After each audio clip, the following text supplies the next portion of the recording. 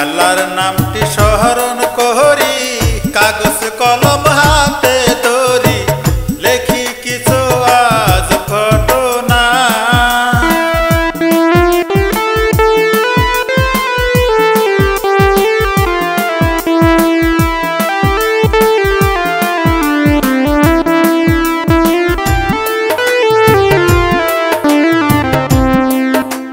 ওরে আসামের কিছু লোকে পেটের দায়ে কর্ণাট যায়, বিনা দোষে তারা এখন সবার প্রাণটা যে হারায়।